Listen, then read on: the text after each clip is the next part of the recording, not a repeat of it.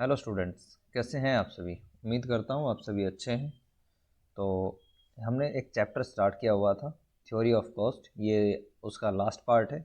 इसके अंदर हम देखेंगे कि आपका long run theory of cost क्या है, और इसी के अंदर हम देखेंगे मॉडर्न अप्रोच क्या है थ्योरी ऑफ कॉस्ट की। तो चलिए फिर आज की क्लास हम स्टार्ट करते हैं। फर्स्ट हमारे पास आता है कॉस्ट इन लॉन्ग रन, कि आपकी जो लॉन्ग रन है उसके अंदर किस तरह का प्रकार की कॉस्ट आती है। लॉन्ग रन को हम बोलते हैं हिंदी में दीर्घकाल। तो long run is the time period in which all inputs are variable.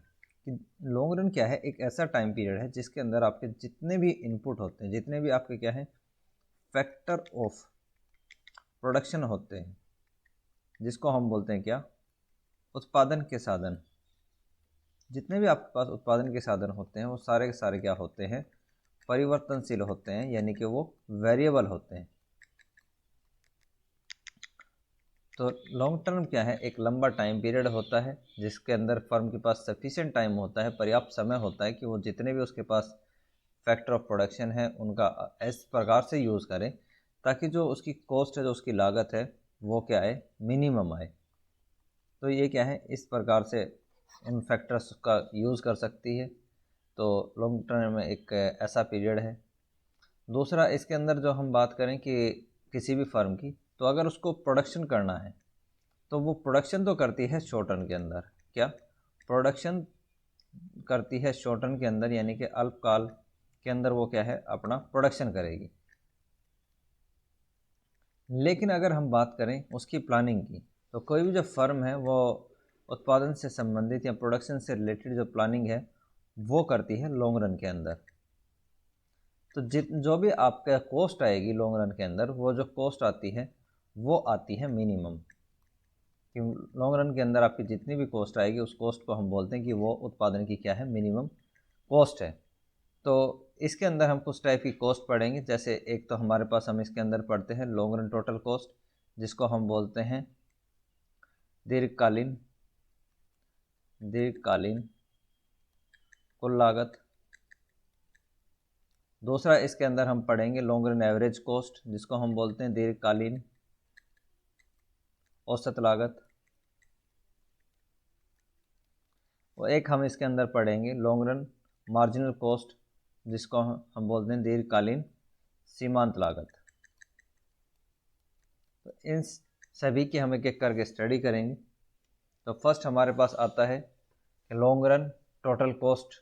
तो लॉन्ग रन टोटल कॉस्ट की अगर हम बात करें तो ये आपको शो करता है कि किसको, कि जितने भी आपके पास जो है शॉर्ट रन के अंदर कॉस्ट कर्व होते हैं उसके मीन को शो करता है आपका long run total cost curve. कि अगर मान लीजिए आपके पास कोई भी शॉर्ट टर्म कर्व दिया हुआ हो कॉस्ट का, तो उसके मिनिमम पॉइंट के ऊपर टच करके हम क्या बनाते हैं, एक लॉन्ग रन कर्व बनाते हैं। ऐसा क्यों होता है? बेसिकली अगर हम बात करें लॉन्ग रन की, तो लॉन्ग रन के अंदर क्या है, आपके पास कोई भी जो कॉस्ट है वो ना तो फिक्स कॉस्ट होती है इसके अंदर, और ना ही वेरिएबल कॉस्ट होती है। ना ही तो कोई परिवर्तनशील लागत होती है और ना ही कोई स्थिर लागत होती है। ऐसा कुछ भी नहीं होता। क्यों? क्योंकि लॉन्ग रन के अंदर जितनी भी आपकी जो कॉस्ट होती है वो सारी की सारी आपके पास वेरिएबल कॉस्ट होती है। सारी की सारी आपकी परिवर्तनशील लागतें होती हैं। जितना भी ये फिक्स कॉस्ट या वेरिएबल कॉस्ट का जो कॉन्सेप्ट आता है, ये सारा का सारा कंसेप्ट आपका है शॉर्ट रन के अंदर। कि शॉर्ट रन के अंदर अगर हम टोटल कॉस्ट पढ़ते थे तो उसके अंदर हम दो चीज़ें पढ़ते थे। क्या? कि एक तो आपके पास टीएफसी होता था, टोटल फिक्स कॉस्ट, और एक आपके पास होता था टीवीसी, जिसको हम बोलते थे टोटल वेरिएबल कॉस्ट। कुल स्थिर लागत और कुल परिवर्तनशील लागत हम इनको पढ़ते थे। लेकिन लॉन्ग रन जब हम टोटल कॉस्ट की बात करते हैं तो यहाँ पे आपका फिक्स कॉस्ट या वेरिएबल कॉस्ट नहीं होता, सिर्फ आपका क्या है, एक टोटल कॉस्ट होती है जो कि आपके मिनिमम लेवल ऑफ आउटपुट को, मिनिमम लेवल ऑफ कॉस्ट को दिखाएगी शॉर्ट रन के अंदर। इसी को हम क्या है, एनवलप कर्व भी हम इसको बोलते हैं। एनवलप को हम हिंदी में बोलते हैं हलीफाफा। तो हलीफाफे की तरह ये होता है, क्या बोलते हैं, हली फाफा हम इसको बोलते हैं। कैसे होता है इसको हम आगे डिस्कस करेंगे। उसके बाद अगर हम बात करें इसके डायग्राम की, तो इसका डायग्राम क्या होता है कि हमारे पास क्या है, दो प्लांट हैं अलग अलग। एक हमारे पास प्लांट ए है और एक प्लांट बी है।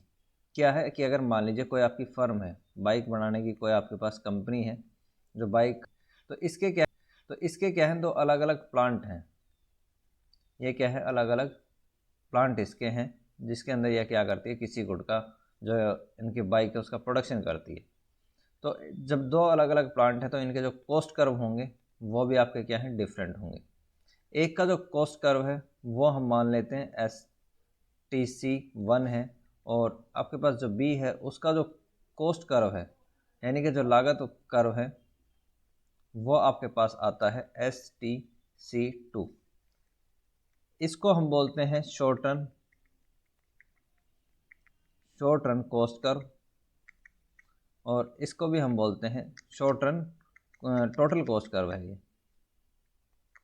ये क्या है आपके पास, टोटल कॉस्ट कर्व। और यहाँ पर भी हमारे पास क्या है, ये आपके पास है short run total cost curve.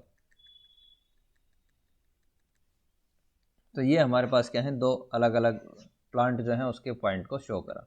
लेकिन अगर आपको पूरी जो फर्म है कि बाइक बनाने की जो अलग अलग प्लांट हैं उसका टोटल लॉन्ग रन के अंदर कॉस्ट कर्व क्या होगा, यानी कि LTC क्या होगा, जिसको हम बोलते हैं दीर्घकालीन कुल लागत। तो दीर्घकालीन कुल लागत आपकी क्या है, उसके बारे में हम यहाँ पे डिस्कस करते हैं। तो इसका क्या है कि जो आपके दोनों मिनिमम पॉइंट है कि आपके पास इसका STC1 का इसका मिनिमम पॉइंट और आपके पास जो ये है STC2 इसका मिनिमम पॉइंट। तो इन दोनों पॉइंट्स को आप क्या करेंगे, जब ऐड करेंगे और इस पॉइंट को टच करते हुए कर्व ड्रॉ करेंगे तो उसको हम बोलते हैं क्या, total cost curve, total cost curve in long run. तो देखते हैं डायग्राम आपका क्या है। डायग्राम इस प्रकार से हमारा ये क्या है, कर्व बनता है जहाँ पर हमारे पास दो एक्सिस है, एक O एक्सिस है और एक हमारे पास OY एक्सिस है। O एक्सिस के ऊपर हमने आउटपुट को लिया है और OY एक्सिस के ऊपर हमने टोटल कॉस्ट को लिया है। हमारे पास क्या है, दो कर्व हैं। अगर हम इस तरीके से इसको ड्रॉ करें,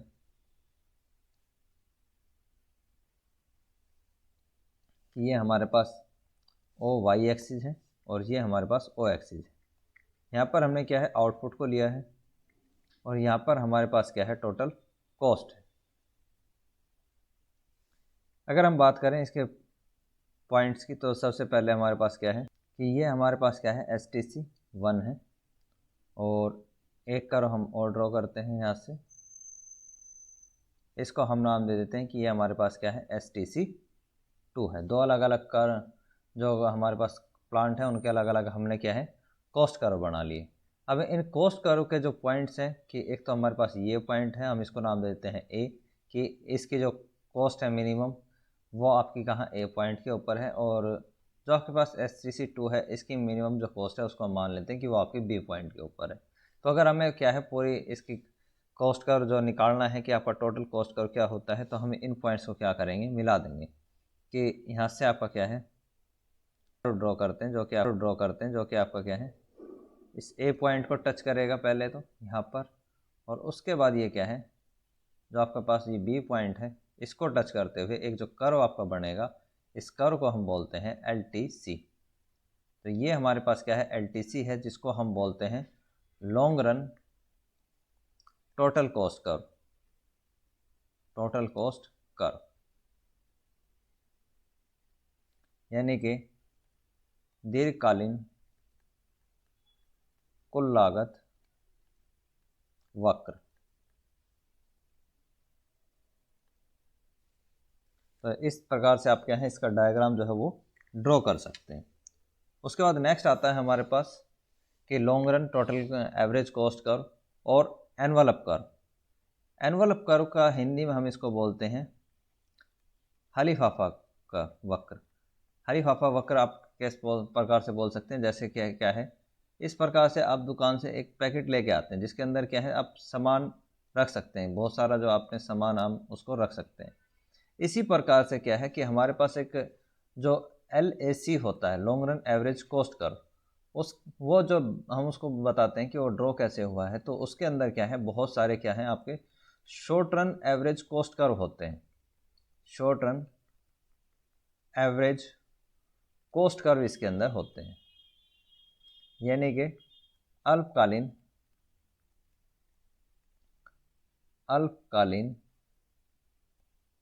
औसत लागत वक्र कि आपका जो long run average cost curve है वो आपका जो बनेगा तो उसके अंदर क्या है, बहुत सारे आपके के पास ये अल्पकालीन औसत लागत वक्र या short term average cost curve आपके होते हैं। इसीलिए हम इसको बोलते हैं हरीफापा की एक एनवलप की तरह काम करता है, जिसके अंदर क्या है, बहुत सारे कॉस्ट कर्व आएंगे। तो एवरेज कॉस्ट कर्व क्या होता है, ये आपका रेफर करता है किस चीज़ को, कि आपने क्वांटिटी पर जो है प्रोड्यूस करी है, तो उसमें जो टोटल कॉस्ट आई है उस टोटल कॉस्ट में से पर यूनिट कितनी कॉस्ट है, पर यूनिट कॉस्ट को बताता है एवरेज कॉस्ट। फॉर एग्जांपल कि अगर मान लीजिए आपने 2 गुड्स का प्रोडक्शन किया, ये क्या है आपके पास आउटपुट है कि आपने 2 गुड्स का प्रोडक्शन किया है, और जो आपके पास टोटल कॉस्ट है लॉन्ग रन के अंदर वो आपके पास आती है कितनी, 50 रुपीज़। तो एक यूनिट की कितनी कॉस्ट है, तो एक यूनिट की जो आपकी कॉस्ट आएगी 50 डिवाइड बाय अगर हम 2 करें तो ये आपके पास आएगी 25, कि आपने एक यूनिट का प्रोडक्शन करने के लिए कितनी कॉस्ट बियर करी है, 25। तो ये आपके पास 25 क्या है, average long run average cost curve है आपके पास। और इसका भी अगर आप फॉर्मूला लिखना चाहें तो इसका भी फॉर्मूला जो है बड़ा सिंपल सा होता है कि LAC इक्वल होता है किसके, LTC अपॉन में Q, कि इस प्रकार से आप क्या है इसकी एवरेज कॉस्ट निकाल सकते हैं। तो अब अगर हम बात करें ये जो हमारे पास डायग्राम है, ये डायग्राम क्या है, कि डायग्राम के लॉन्ग रन के अंदर फर्म क्या करती है कि वो अपनी प्लानिंग करती है, और इस प्लानिंग के अंडर क्या है, वो ये देखती है कि उसको किस प्रकार के जो गुड्स हैं वो बनानी है। तो इस गुड्स को बनाने के लिए क्या है, तो अगर हम बात करें कि इस डायग्राम की, तो ये डायग्राम कैसे बनता है इसको भी हम डिस्कस करेंगे। लेकिन उससे पहले हम एक चीज़ यहाँ पे करेंगे, वो ये है कि अगर हम बात करें लॉन्ग रन की, कि long run average cost curve या लॉन्ग रन जो हम कॉस्ट कर्व की अगर हम बात करें तो उसका मीनिंग होता है कि लॉन्ग रन के अंदर फर्म क्या करती है, प्लानिंग करती है। तो अगर उसे किस प्रकार से अपना प्रोडक्शन करना है, तो उसके लिए वो देखेगी कि जो साइज ऑफ प्लांट है, साइज ऑफ प्लांट की जो फर्म है वो उसका जो प्लांट यूज़ कर रही है जहाँ पे प्रोडक्शन करेगी उसका साइज़ कैसा होगा, कि वो स्मॉल होगा, कि उसका जो स्मॉल साइज होगा, या फिर क्या होगा, लार्ज प्लांट होगा। स्मॉल को हम बोलते हैं कि वो छोटा आपका कोई होता है प्लांट, या आपका प्लांट बड़ा होगा। इस प्रकार की जो डिसीजंस है वो एक फर्म लेती है, तो उसको क्या है, एक ऑप्टिमम साइज़ का प्लांट की ज़रूरत होती है, कि अगर उसको कम प्रोडक्शन करना है तो कम प्रोडक्शन के लिए वो क्या करेगी, स्मॉल प्लांट को चूज़ करेगी। किसके लिए, जब उसको प्रोडक्शन क्या करना हो, कम। दूसरा, अगर उसको प्रोडक्शन जो है वो ज़्यादा करना हो तो ऐसी कंडीशन के लिए उसको क्या है, एक बड़े प्लांट की ज़रूरत पड़ेगी। तो किस प्रकार से अपना जो प्लांट है उसको चूज़ करें, इसी के लिए हम क्या है, इस डायग्राम को बनाते हैं, कि डायग्राम से हम इस चीज़ को समझ पाएंगे। तो चलिए फिर देखते हैं कि यह डायग्राम कैसे बनता है। कि हमारे पास क्या है, मानते हैं कि ये हमारे पास एक्स एक्सिस और ओ वाई एक्सिस है। यहाँ पर हमारे पास क्या है, ओ वाई एक्सिस है और ये एक्सिस है। यहाँ पर हमने क्या है, आउटपुट को लिया है, और यहाँ पर हमारे पास क्या है, कॉस्ट है। उसके बाद हमारे पास क्या है, दो अलग अलग प्लांट के short term average cost curve हैं। ये हमारे पास SAC 1 है, और एक हमारे पास क्या है, ये आपके पास SAC 2 है। अगर हम बात करें SAC 1 की, SAC 1, तो इसको हम मान लेते हैं कि ये आपके पास क्या है, स्मॉल प्लांट है। और दूसरा हमारे पास क्या है, SAC 2 है, जिसको हम बोलते हैं कि ये हमारे पास लार्ज, ये हमारे पास क्या है, लार्ज प्लांट है, यानी कि ये बड़ा प्लांट है। तो एक फर्म जो है वो प्रोडक्शन किस तरीके से करेगी और इन दोनों में से उसको किस प्लांट का जो है वो सिलेक्शन करना चाहिए, उस बारे में हम यहाँ पर डिस्कस करेंगे। तो सबसे पहले हम लेते हैं कि अगर फर्म को जो है प्रोडक्शन करना हो किसका, मान लेते हैं कि आपका जो ये पॉइंट है कि OM उसको क्या करना है, प्रोडक्शन करना है। OM का क्या करना है, उसे प्रोडक्शन, ठीक है, यानी कि इतना क्वांटिटी प्रोड्यूस करना चाहती है। तो इसके लिए वो क्या करेगी, स्मॉल प्लांट का यूज़ करती है। करती है तो उसकी कॉस्ट कितनी आएगी। यहाँ पे हम इसको जो है ऐसे करके एक बार समझ लेते हैं, बाद में हम इसको इरेज कर देंगे ताकि आपको एक लॉन्ग रन एवरेज जो कॉस्ट कर्व है उसको हम कैसे बनाते हैं वो हम देखेंगे। तो सबसे अगर वो ओ एम क्वांटिटी का यूज़ करती है बनाती है और स्मॉल प्लांट का यूज़ करती है तो उसकी कॉस्ट आती है कितनी, ओ वाई। इस ओ एम का प्रोड्यूस करने के लिए जो कॉस्ट आई है स्मॉल प्लांट से वो आती है ओ वाई। दूसरी कंडीशन क्या है कि अगर इसी क्वांटिटी को प्रोड्यूस करती है किसके साथ, लार्ज प्लांट के साथ, तो इसकी जो कॉस्ट आएगी वो आपकी कितनी आती है, वो कॉस्ट आएगी आपकी ओ वाई 1। ये क्या है आपके पास ओ वाई 1 है। ये किसकी है, लार्ज प्लांट की है। तो इस लार्ज प्लांट के अंदर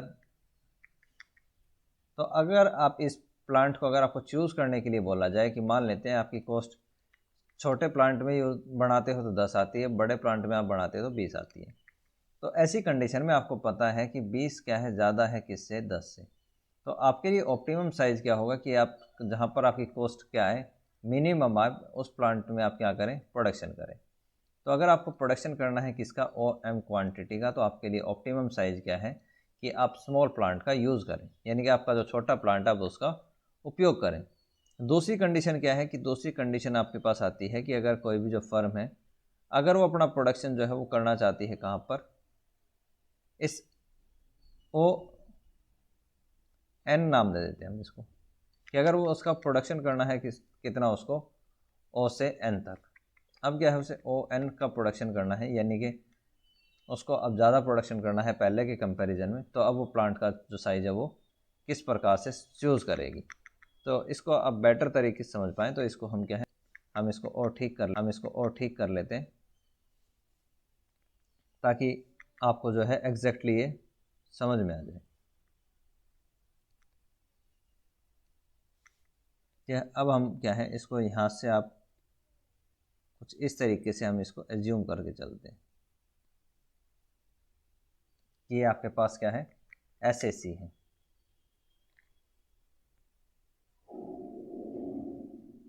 SAC1। तो अगर उसे मान लीजिए उसको प्रोडक्शन करना है कितना, ओ एन क्वांटिटी का, तो अब आपके पास क्वांटिटी ज़्यादा है, लेकिन अगर हम बात करें कि उसकी कॉस्ट कितनी आएगी, अगर वो लार्ज प्लांट से करता है तो उसकी कॉस्ट आती है कितनी, 10 रुपीज़। दूसरी बात, अगर वो इसी का जो प्रोडक्शन है अगर वो स्मॉल प्लांट से करता है तब उसकी कॉस्ट कितनी आएगी, तब इसकी जो कॉस्ट है वो बढ़ जाएगी ऑटोमेटिकली। कि अब इसकी कॉस्ट कितनी आती है, स्मॉल प्लांट के केस में इसकी कॉस्ट आएगी यहाँ पे अराउंड 20 रुपीज़। स्मॉल प्लांट के केस में इसकी कॉस्ट क्या है, ज़्यादा आती है। तो इसके लिए ज़रूरी है कि अगर इसको क्वांटिटी ओ एम का प्रोडक्शन करना है तो ये स्मॉल प्लांट का यूज़ करें, और अगर इसे ओ एन क्वांटिटी का प्रोडक्शन करना है तो इस करें, लार्ज जो प्लांट है इसके पास जो बड़ा प्लांट है उससे क्या करें, प्रोडक्शन करें। तो इस प्रकार से क्या है, हम इसका ऑप्टिमम जो है वो पॉइंट निकाल सकते हैं कि इनका दो ऑप्टिमम पॉइंट आते हैं कि एक तो आपका जो स्मॉल है उसके लिए ऑप्टिमम पॉइंट आता है A, और जो आपके पास लार्ज प्लांट है उसका ऑप्टिमम पॉइंट आता है B। कि ये डिपेंड करता है कि दोनों जो फर्म है वो किस कॉस्ट के ऊपर अपना प्रोडक्शन करती हैं। तो यहाँ पर हम क्या है, जब आप इस A पॉइंट और B पॉइंट को आप मिलाते हैं तो आपके पास जो कर्व बन के आता है उसको हम बोलते हैं long run average cost curve. ये हमारे पास जो कर्व बनेगा इसको हम बोलते हैं LAC, long run average cost curve हम इसको बोल लेंगे। तो ये हमारे पास आता है। उसके बाद अगर हम बात करें कि एनवलप कर्व क्यों होता है, तो जो आपके पास एवरेज कॉस्ट कर्व होता है वो आपका बहुत सारे डिफरेंट जो शॉर्टन एवरेज कॉस्ट कर्व है उससे मिल के बना होता है। कि फॉर एग्जांपल अगर हम इस कर्व को देखें तो इस कर्व के अंदर क्या है, आपके बहुत सारे शॉर्टन एवरेज कॉस्ट कर्व हैं, और इसके ऑप्टिमम पॉइंट जो है वो यहाँ पर निकाला जाता है कि किस प्लांट का आपका यूज़ किया जाए। तो ये कैसे बनता है वो एक बार ही देख लेते हैं हम। आप इसको कैसे बनाएंगे वो चीज़ यहाँ पे जो है थोड़ी सी इंपॉर्टेंट हो जाती है, ताकि आपको एग्ज़ाम में इस डायग्राम को बनाने में कोई दिक्कत ना आए। तो हमारे पास क्या है, ओ एक्सिस है, ओ एक्सिस के ऊपर हमने आउटपुट को लिया है और एक ओ वाई एक्सिस है जिसके ऊपर हमने क्या है कॉस्ट को लिया है। तो यहाँ पे हम क्या है पहले long run average cost curve ही ड्रॉ कर लेते हैं ताकि आपको बनाने में इसको दिक्कत ना आए। तो ये हमारे पास क्या है, इस प्रकार से हम इसको ले सकते हैं।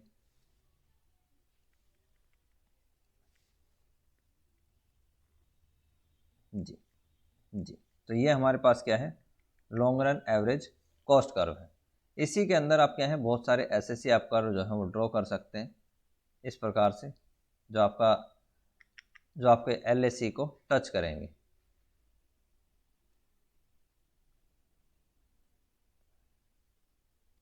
ये आपके पास एसएससी 2 है। उसके बाद हम बात करेंगे कि ये आपके पास एसएससी 3 है, ये 1, ये 2, ये 3, और इस तरीके से क्या है आपके जो एसएससी कर्व हैं वो इसके अंदर बने होते हैं। तो इसीलिए हम इसको बोलते हैं एनवलप कर्व, कि एक क्या है हलीफाफे की तरह है जिसके अंदर आपके क्या है बहुत सारे जो कर्व हैं वो इसके अंदर आपके बने होते हैं। और जहाँ पर जिस कॉस्ट के ऊपर, जिस एसएससी कर्व के ऊपर आपके पास ये मिनिमम लेवल पे होता है उसको हम बोलते हैं क्या, कि ये आपके पास ऑप्टिमम साइज है ओ एम क्वान्टिटी के अंदर। कि ओ एम क्वान्टिटी अगर आप प्रोड्यूस करते हैं तो उसके लिए जो कॉस्ट आएगी आपकी वो आपकी आती है एसएससी 3। और जो आपके पास ये पॉइंट है बी, इस पॉइंट के ऊपर हम बोलेंगे कि लॉन्ग रन एवरेज कॉस्ट का अपने मिनिमम पॉइंट के ऊपर है। तो अगर इसके बाद हम बात करें कि इसके डिफरेंट नेम के बारे में, कि जो आपका long run average cost curve होता है इसके अलग अलग नाम क्या है, डिफरेंट नेम क्या हो सकते हैं। तो सबसे पहले जो इसका नेम होता है उसको हम बोलते हैं एनवलप कर्व, कि ये आपका जो हलीफाफा होता है वो कर्व भी होता है। और एग्ज़ाम में आपसे जनरली पूछ लिया जाता है कि हलीफाफा वक्र या एनवलप कर्व क्या है। तो एनवलप कर्व जो है, बिकॉज क्योंकि it's include the all shorten average cost curve, कि इसको हम क्यों बोलते हैं, क्योंकि इसके अंदर हमने अभी देखा कि जो आपके पास long run average cost curve होता है जिसको हम एलएसी बोलते हैं, इसके अंदर बहुत सारे क्या हैं एसएससी कर्व होते हैं। तो इन एसएससी कर्व के कारण ही हम इसको क्या बोलते हैं एनवलप कर्व बोलते हैं। कि जैसे आपके पास ये हो गया था, फिर उसके बाद हमने ये देखा, इस प्रकार से इसमें क्या है बहुत सारे एसएससी कर्व होते हैं। तो ये हमारे पास क्या है एनवलप कर्व हम इसको बोलते हैं। दूसरा इसको हम क्या है प्लानिंग कर्व भी बोलते हैं, योजना वक्र। योजना वक्र हम इसको क्यों बोलते हैं, क्योंकि आपका जो लॉन्ग रन है, लॉन्ग रन के अंदर जो भी फर्म है वो अपनी प्लानिंग करती है, जितने भी उसके काम होंगे वो प्लानिंग क्या है लॉन्ग रन के अंदर करती है कि उसका जो प्लांट का जो साइज़ है वो क्या होता है। तो प्लांट का जो साइज़ है उसका यहाँ पे वो प्लानिंग करती है। दूसरा उसके बाद उसका प्रोडक्शन कितना करेगी, कि उसका लार्ज प्रोडक्शन उसको करना है या आपको शॉर्ट प्रोडक्शन करना है, तो उसकी यहाँ पे जो है वो बात करती है। तो इसको हम क्या है प्लानिंग कर्व भी बोलते हैं। नेक्स्ट हमारे पास इसके अंदर आता है कि आपका जो long run average cost curve है वो यू शेप का क्यों होता है, क्योंकि हमने अभी जो देखा वो ये था कि हमारे पास लॉन्ग रन जो एवरेज कॉस्ट कर्व है वो आपके पास क्या है इस शेप का होता है। इसको हम बोलते हैं यू शेप, कि आपका जो इंग्लिश का लेटर यू होता है ये उस शेप का आपका होता है। इसका जो सिंपल सा मीनिंग है वो भी जो हमने पहले short and average cost curve है उसी के जैसा है, कि जब आप प्रोडक्शन जो है वो इंक्रीज़ करते हैं तो स्टार्टिंग में आपकी जो कॉस्ट है वो कम होती है, उसके बाद जो आपकी कॉस्ट जो है वो इंक्रीज़ होती है। कि अगर ये हमारे पास है तो स्टार्टिंग में जब जैसे जैसे आप प्रोडक्शन को बढ़ाएंगे वैसे वैसे आपकी जो कॉस्ट है वो कम होती जाएगी, फिर आपकी कॉस्ट जो है वो मिनिमम लेवल पे आ जाएगी, और उसके बाद जैसे आप प्रोडक्शन को बढ़ाना स्टार्ट करते हैं तो आपकी जो कॉस्ट है वो बढ़नी स्टार्ट हो जाती है। तो इसकी रीज़न क्या है, पहले आपके पास आता है इकोनॉमिक स्केल, जो अर्थव्यवस्था जो है ये उत्पादन के स्केल है जो पैमाना है वो क्या है। तो उसमें हम यहाँ पे डिस्कस करते हैं कि सबसे पहले इसके अंदर आता है डिवीज़न या स्पेशलाइजेशन ऑफ लेबर, कि आपकी जो लेबर है श्रम का विभाजन और श्रम की विशिष्टीकरण की हम यहाँ पे बात करते हैं। कि जब भी कोई लार्ज नंबर ऑफ लेबर जो है वर्किंग करती है in a small plant in a big plant, तो उसकी क्या है कुछ अपॉर्चुनिटीज़ होती हैं, वहाँ पे कुछ अपॉर्चुनिटीज़ फर्म को मिलती हैं। फॉर एग्जांपल अगर हम देखें कि आपके पास क्या है एक प्लांट है, ये अगर हम इसको ए प्लांट नाम दे दें, और इसका जो साइज़ है वो क्या है बिग साइज़ है, बड़ा है। ये प्लांट जो है आपका बड़ा है जहाँ पर बहुत बड़े लेवल स्केल के ऊपर आप प्रोडक्शन कर सकते हैं। तो ऐसी कंडीशन के अंदर आप जो प्रोडक्शन करेंगे उसके लिए आप लेबर को क्या कर सकते हैं डिवीज़न कर सकते हैं, स्पेशलाइजेशन हम लेबर को काम दे सकते हैं। कि जैसे आपके पास आपके पास कोई बी है या सी लेबर आपके पास है, तो अगर ये जो सी लेबर आपके पास है इसको हम एक स्पेशल काम दे देंगे कि ये जो है किसी गुड को बनाने का काम करेगा या पैकेजिंग का काम करेगा। तो अगर हम इसको बोलें कि आपका जो काम है वो पैकिंग का है, तो ये पैकिंग जो है बड़े अच्छे से करेगा और उसके अंदर इसका स्पेशलाइजेशन हो जाएगा। इसी तरीके से आपके पास कोई डी लेबर है तो उसको हमने जो है सेल का काम दे दिया। कोई आपके पास ई लेबर है तो आपने उसको जो लोडिंग है उसका काम दे दिया कि आपको जो सामान है वो उतारना चढ़ाना है। कोई एक जो लेबर है आपके पास उसको मशीन सिखा दी कि आपको जो मशीन है उसके ऊपर काम करना है। तो जब आप लेबर का स्पेशलाइजेशन करते हैं तो कुछ ना कुछ आपको जो फर्म है उसकी जो कॉस्ट है वो कॉस्ट क्या आती है, कम आती है। क्यों? क्योंकि एक लेबर का स्पेशलाइजेशन होने के साथ साथ जो उसकी उत्पादकता है, जो उसकी प्रोडक्टिविटी है, वो क्या होगी, इंक्रीज हो जाती है। तो ये एक रीज़न होता है। उसके बाद टेक्निकल इकोनॉमीज होती हैं कि जब हम इसको बोलते हैं तकनीकी किफ़ायतें भी होती हैं। तकनीकी जो बचते हैं या किफ़ायतें जो जिसको हम बोलते हैं वो क्या होती हैं, इसका मतलब है कि जब फर्म अपना जो प्रोडक्शन का साइज़ है या स्केल है उसको अगर बढ़ाती है तो फर्म क्या है नई नई टेक्नोलॉजी जो है उसका यूज़ करती है, इंक्रीज़ करती है, किसमें ऑटोमेटिक जो मशीन है वो लगाती है।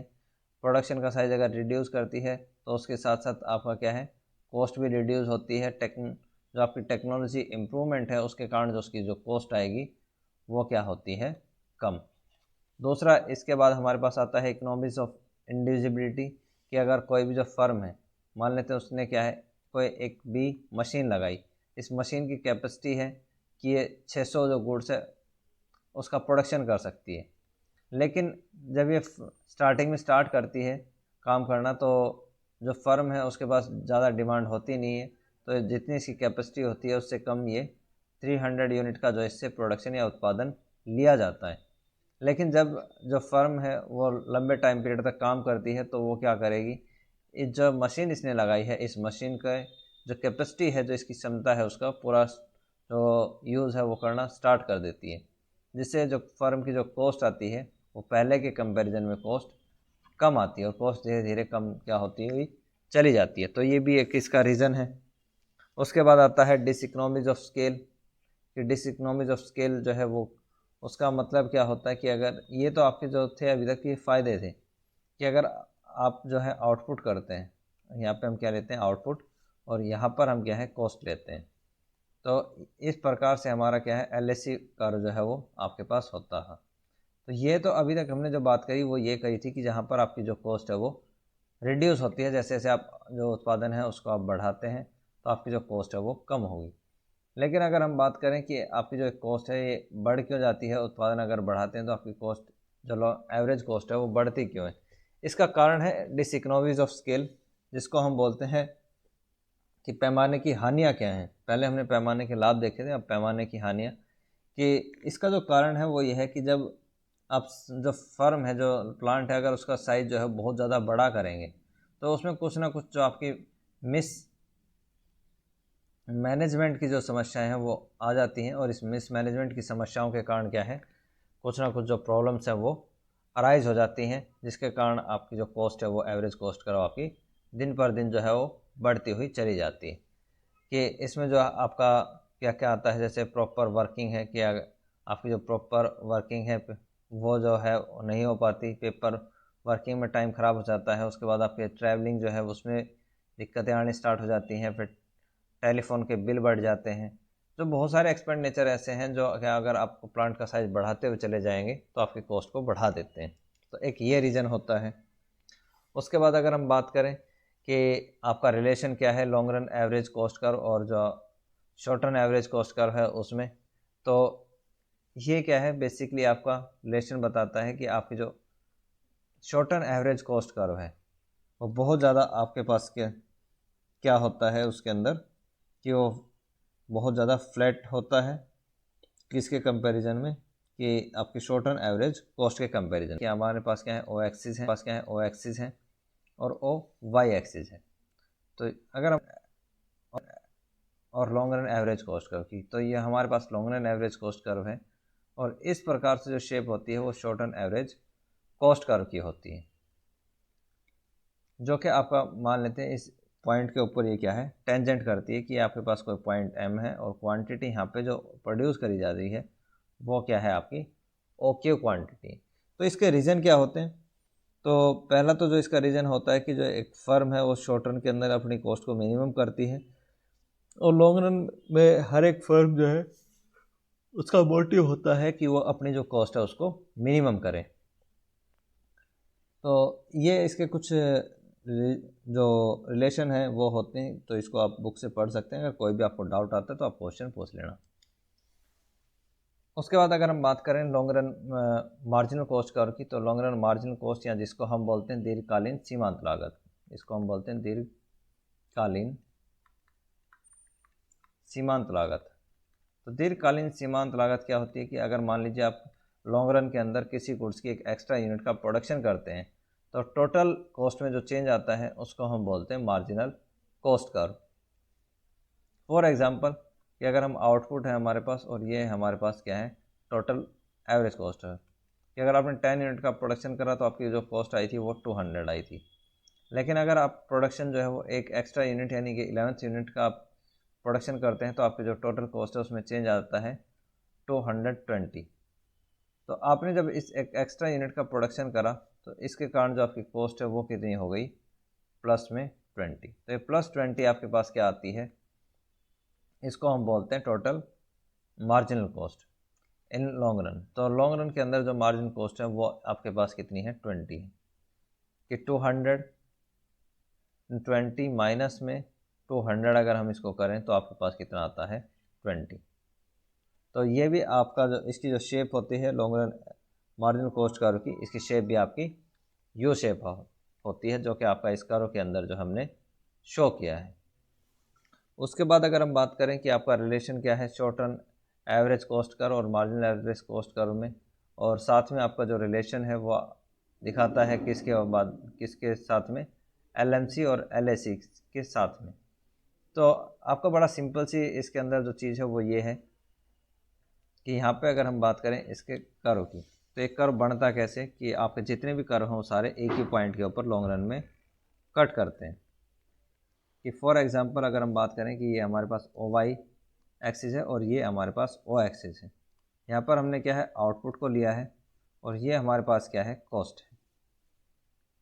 कि अगर ये तो हमारे पास क्या है, ये हमारे पास है LAC long run average cost curve.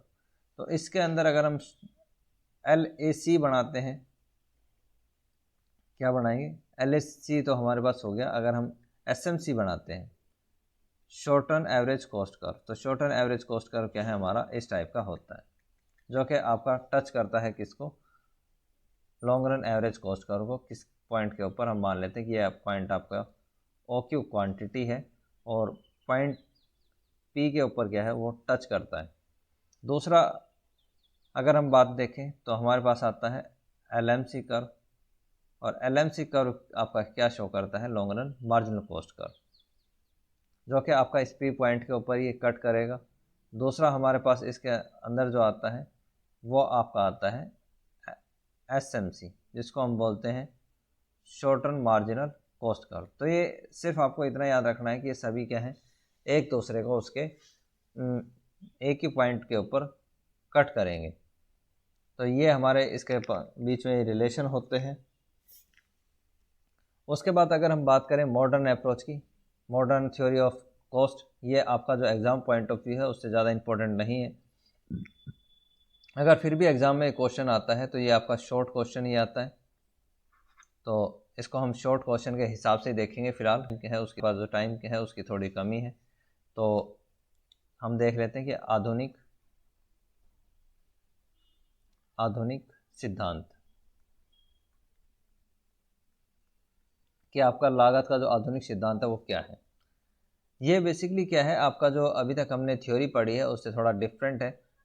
कि आप एक कुछ इकोनॉमिस्ट हुए हैं, जैसे स्टिंगलर हैं, एंडवर्स हैं, सेगनेंट फ्लोरेंस हैं, फ्रिडमैन हैं। इन इकोनॉमिस्ट ने क्या है, अपना जो अप्रोच है उसको बताया कि लॉन्ग रन के अंदर जो आपकी अप्रोच होती है मॉडर्न थ्योरी के अकॉर्डिंग वो क्या होती है।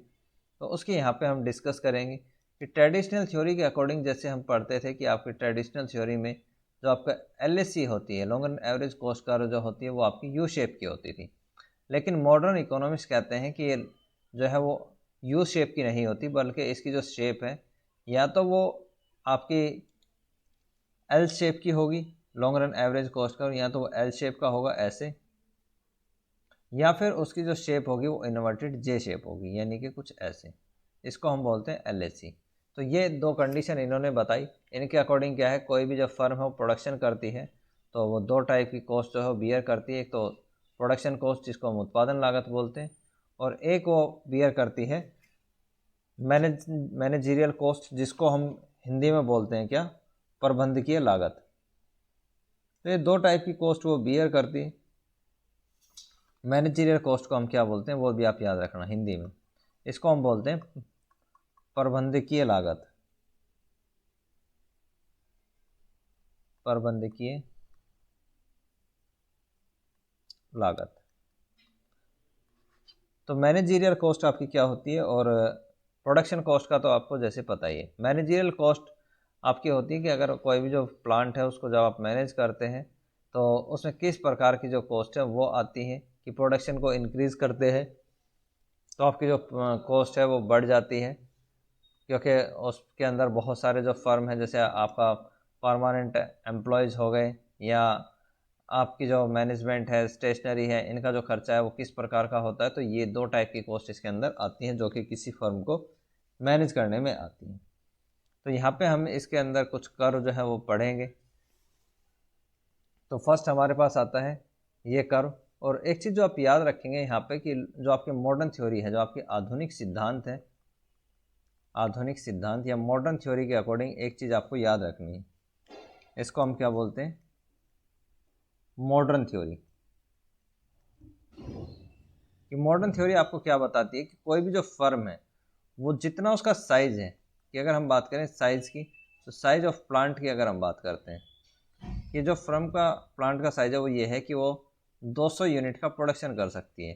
तो एक्चुअल में कोई भी जो फर्म है जितनी उसकी कैपेसिटी है वो उसका उतना यूज़ नहीं कर पाती, बल्कि वो अपने साइज़ का कितना 2/3 यूनिट जो साइज़ है उतना ही वो उसका यूज़ कर पाती है।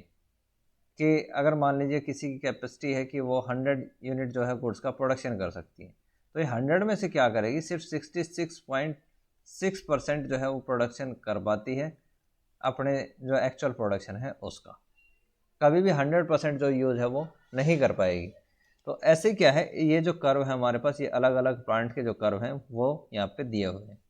कि आपके पास जैसे क्या है, शॉर्ट टर्म के अंदर short term average cost curve है, और इसके अंदर कोई जो फर्म है उसकी कैपेसिटी है कि वो 100 यूनिट का प्रोडक्शन करे, लेकिन मॉडर्न थ्योरी के अकॉर्डिंग वो क्या करेगी, अपनी जितनी भी उसका प्रोडक्शन है एक्चुअल में उसका सिर्फ 2/3 ही प्रोडक्शन वो कर सकती है। 2/3 का यहाँ पे मीनिंग क्या है, 2/3 को हम यहाँ पे मानते हैं कि वो जितना उसका प्रोडक्शन है तो इसका वो सिर्फ और सिर्फ कितना 66% या 66.66% का ही प्रोडक्शन वो कर पाएगी, यानी कि 66.66% का ही वो प्रोडक्शन कर पाती है जितनी उसकी कैपेसिटी होती है उसका।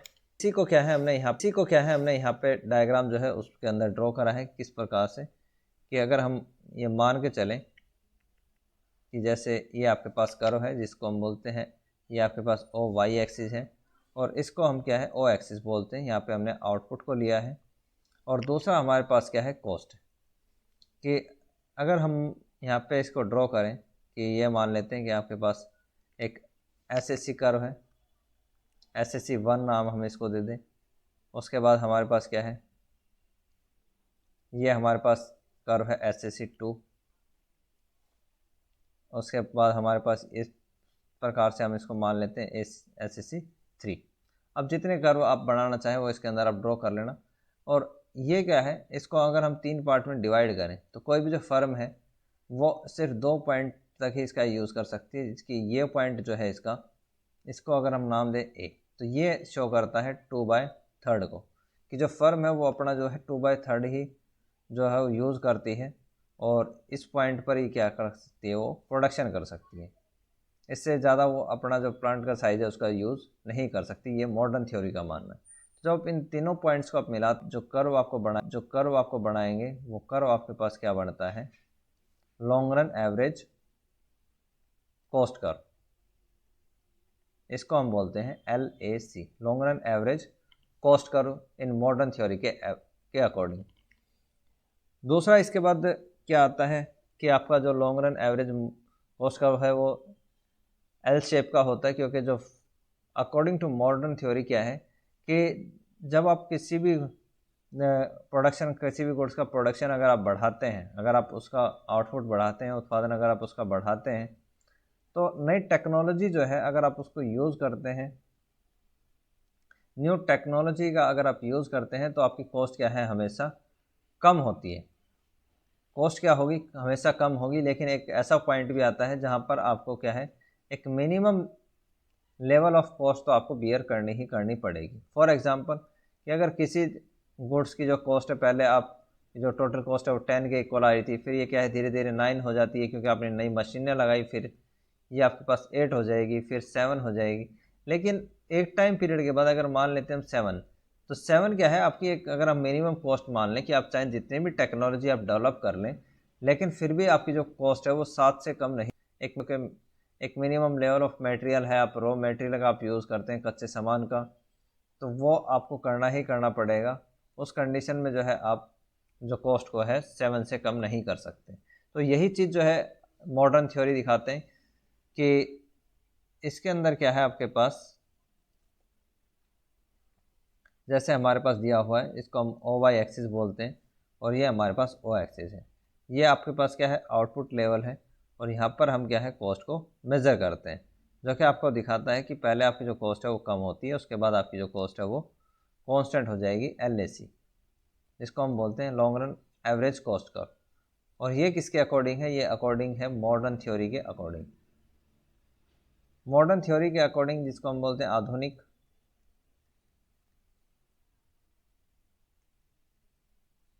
ये क्या है आपका आधुनिक सिद्धांत के अकॉर्डिंग है, कि आपके आधुनिक सिद्धांत के अकॉर्डिंग कि अगर आप प्रोडक्शन को करते हैं तो एक टाइम पीरियड के बाद के तक आपकी क्या है कॉस्ट कम आती है। जैसे अगर हम बात करें कि आपने OM क्वांटिटी का प्रोडक्शन करा, फिर आपने ON क्वांटिटी का प्रोडक्शन करा, फिर अगर आप Q क्वांटिटी, और उसके बाद अगर आप किसी भी क्वांटिटी का प्रोडक्शन करते हैं, तो आपकी जो कॉस्ट है वो ना तो इंक्रीज़ होगी ना ही डिक्रीज़ होगी, ये इन्होंने कहा। दूसरा एक और पॉइंट ऑफ व्यू उन्होंने रखा कि या तो शेप आपकी L शेप की होगी, या ऐसा भी हो सकता है कि जो आपकी लॉन्ग रन के अंदर जो कॉस्ट है वो इन्वर्टेड J शेप की होती है। इन्वर्टेड J शेप का मतलब है कि आपकी जो एवरेज कॉस्ट है वो हमेशा कम होती रहेगी। ये इन्होंने दो पॉइंट ऑफ व्यू यहाँ पे रखे थे कि इस टाइप की आपकी क्या है शेप हो सकती है। इसको हम बोलते हैं इन्वर्टेड J शेप, यानी कि उल्टा जैसे आपका J होता है उस शेप में इन्होंने बताया कि ये आपके पास उल्टे J की शेप में आपके पास LAC हो सकता है। इसका मानना है कि कॉस्ट आपकी क्या है, जैसे जैसे आप प्रोडक्शन करेंगे आपकी जो कॉस्ट है कंटिन्यूसली कम होती रहेगी। तो ये इसके अंदर पॉइंट ऑफ व्यू आता है। उसके बाद अगर हम बात करें कि long run marginal cost curve, तो इसके अंदर क्या है कि आपकी जो हमेशा LAC ग्रेटर देन होती है किससे, LMC से। और दूसरा या तो ये कंडीशन होगी, या फिर आपकी जो कंडीशन होगी वो होगी LAC इक्वल होता है किससे, LMC से। कभी भी जो आपकी कंडीशन है वो ये नहीं होगी LMC ग्रेटर देन AC। ये कंडीशन आपकी कभी भी नहीं होती, यह बात आपको याद रखनी है। क्योंकि जब आपने देखा था कि जब हमने ट्रेडिशनल थ्योरी या जिसको हम बोलते हैं परंपरागतवादी सिद्धांत हमने पढ़ा था, तो उसके अंदर हम ऐसे पढ़ते थे कि ये हमारे पास LAC होता है, अगर हम बात करें LMC की तो वो आपके पास इस शेप का होता था। जो कि पहले आपको ये वाली जो कंडीशन है ये आपको क्या दिखाती थी कि आपके पास LAC ग्रेटर देन है किससे, LMC से। दूसरी कंडीशन जो आपके पास A पॉइंट के ऊपर है वो दिखाती थी कि आपकी LAC इक्वल है किसके, LMC के। उसके बाद अगर हम बात करें कंडीशन B की, तो अगर ये कंडीशन अगर हम बात करें इस B पॉइंट के ऊपर, तो ये आपको दिखाती थी कि LMC ग्रेटर देन है किससे, LAC से। बट मॉडर्न थ्योरी के अंदर क्या है, सिर्फ ये दो कंडीशन होती हैं, ये थर्ड कंडीशन आपकी नहीं होती। क्यों? क्योंकि इनका मानना है कि जैसे जैसे टेक्नोलॉजी डेवलप होती है वैसे वैसे ही आप क्या है उसका प्रोडक्शन को आप इंक्रीज़ या डिक्रीज़ करते भी हैं तो भी आपकी जो कॉस्ट है वो कम ही होती है, कभी भी आपकी कॉस्ट है वो इंक्रीज़ नहीं होगी। तो ये जो चम्मच की शेप है ज़रूरी नहीं कि आप एग्ज़ाम में इसी शेप का बनाएं, आप एग्ज़ाम में जो डायग्राम है आप उसको इस शेप से भी बना सकते हैं कि ये तो सिर्फ ऐसे ही बना दिया, तो इसके पीछे कोई लॉजिक नहीं है कि आप इस शेप का बनाएं। जैसे यहाँ पे हम बात करें कि यहाँ पे आपके पास आउटपुट है और ये आपके पास क्या है कॉस्ट है। तो स्टार्टिंग में आपके पास क्या है इस प्रकार की कंडीशन आती है कि ये आपके पास क्या है LAC है, और जो LMC है उसको आप ऐसे यहाँ पे बना सकते हैं कि ये आपके पास क्या है LMC कर्व है, कि LMC आपकी क्या है कंटिन्यूसली कम होती है और इस A पॉइंट के बाद आपके पास क्या है LMC इक्वल हो जाती है LAC की। तो ये कंडीशन आपकी होगी, या फिर आपकी ये कंडीशन होती है जहाँ पे आपकी LAC और LMC क्या है अलग अलग होती हैं, बट हर कंडीशन के अंदर आपकी long run average cost curve ज़्यादा होती है किससे, long run marginal cost curve से। ये आपके क्या है आधुनिक सिद्धांत है। उसके बाद अगर हम बात करें इंपॉर्टेंस ऑफ कॉस्ट कर्व की, कि आपके जो कॉस्ट कर्व या जो आपके लागत वक्र हैं तो इसकी उपयोगिता क्या है, इसका जो महत्व है वो आपके पास क्या है। तो फर्स्ट आपका आता है डिसीजन रिगार्डिंग द प्रोडक्शन, कि जो आपका उत्पादन संबंधी जो निर्णय है, उत्पादन संबंधी निर्णय, कि ये आपका क्या है उत्पादन संबंधी निर्णय लेने में मदद करता है। कि अगर आपकी जो डिप्रेशन की कंडीशन है जिसको हम बोलते हैं मंदी की स्थिति अगर है, तो उस कंडीशन के अंदर जो फर्म है वो किस प्रकार से अपना डिसीजन लेती है, प्रोडक्शन को कम करेगी या प्रोडक्शन को शट डाउन कर देती है, यानी कि अगर प्रोडक्शन को क्या है शट डाउन अगर वो करती है यानी कि उसको अगर वो बंद करती है, तो उसके बारे में यहाँ पे डिसीजन जो है वो कॉस्ट की हेल्प से लिया जा सकता है। कि अगर आपकी कॉस्ट जो है वो ज़्यादा आती है, कॉस्ट अगर आपकी ज़्यादा है तो प्रोडक्शन को क्या कर दिया जाएगा, क्लोज़ कर दिया जाएगा। दूसरा, इसी के अंदर हमने कुछ कॉन्सेप्ट देखा था कि इसका फिक्स कॉस्ट और वेरिएबल कॉस्ट का, तो फर्म क्या है इनका भी यूज़ करती है कि अगर उसको फिक्स कॉस्ट अगर मिल रही है तो वो प्रोडक्शन को जारी रखेगी, अगर वेरिएबल कॉस्ट उसको नहीं मिलती तो प्रोडक्शन को बंद कर सकती है। तो ज़्यादा इंपॉर्टेंट है नहीं, आपके एग्ज़ाम में चीज़ें आती नहीं। चॉइस ऑफ प्लांट, कि जो फर्म जो है वो प्लांट का जो साइज़ है उसको चूज़ कर सकती है कि उसको प्रोडक्शन जो है वो स्मॉल प्लांट यानी कि छोटे प्लांट से करना है या फिर आपका लार्ज प्लांट से उसको प्रोडक्शन करना है। तो इन सारे डिसीजन को फर्म ले सकती है। उसके बाद इक्विलिब्रियम ऑफ आउटपुट, की आपका जो प्रोडक्शन है वो कहाँ पर फर्म को करना चाहिए, तो इसके जो डिसीजन है वो भी फर्म जो है वो ले सकती है कॉस्ट के हेल्प से। तो किस प्रकार से डिसीजन लिए जाते हैं इनको हम बेसिकली मार्केट में पढ़ेंगे, जो कि आपके क्या है नेक्स्ट सेमेस्टर में आता है। उसके बाद estimation of profit and loss, कि आपको किसी भी गुड्स का जो प्रोडक्शन है उसको करने से लाभ हुए हैं या आपको हानि हुई है, इस बात का जो निर्णय है वो भी किससे लिया जाता है, कॉस्ट की हेल्प से लिया जाता है। कि अगर आपको किसी गुड्स की कॉस्ट नहीं पता, लागत नहीं पता, तो आप क्या है उसके प्रॉफिट या लॉस फाइंड नहीं कर पाएंगे। तो ये चीज़ आपको देखनी है। अगर इसमें आपको कोई भी डाउट है तो आप क्वेश्चन पूछ सकते हैं। तो ये आपका चैप्टर यहीं पे फिनिश हो जाता है। तो अगर आपको कोई भी इसके अलावा कोई भी डाउट है तो आप क्वेश्चन पूछ लीजिएगा। तो अब आपसे नेक्स्ट लेक्चर में मिलते हैं, तब तक के लिए all the best, have a nice day.